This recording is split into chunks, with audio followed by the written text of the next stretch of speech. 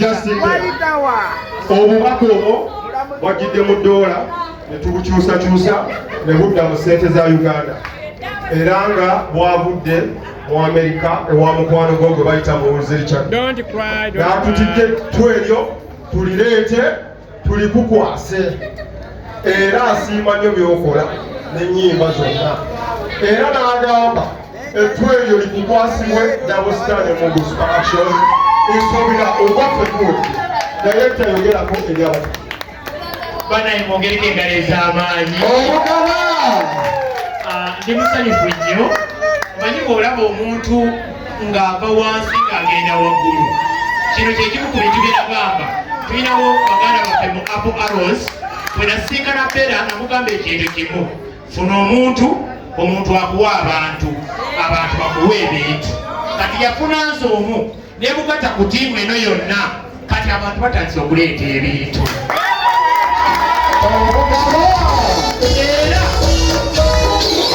mbakakasa nga tukyali balamu Bbela ajja kufuuka ensonga mu ggwanga sirina nnyo kinene naye tumanyi okukwata emikwano tumanyi okunoonya emikwano era kyokola waliwo omwami abadde wano ekiseera olwokulaba kati neebaza nnyo mwena bassebo ne bannyabo nange nakuzibwa maama ow'obutiko yanzaala banange mbeebasa mwena buli akuta 10 akuta 2 aguze etikiti akoze eki banasala mwebale nnyo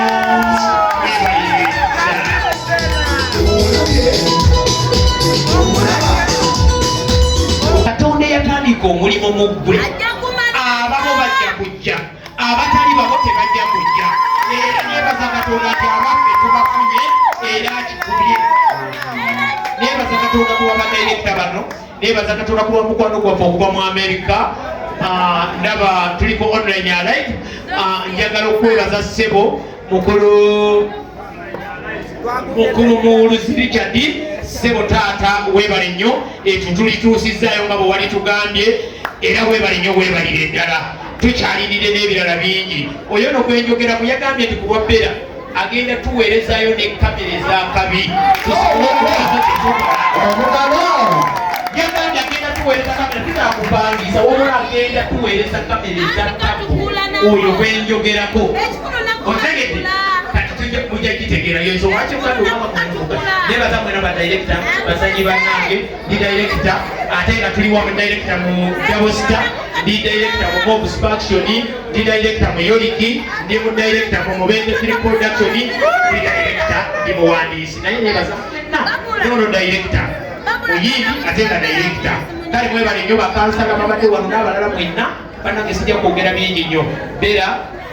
eyekyali etandikwa tugenda mu maaso mu bufuuzi mwebale nnyo mwebalire amanya nze ambasada mwesigwa eronda ali okwo yakola ku social media zonna ezaffe obusipakisoni osobola omukola bamuna Ivan Loba omugala wa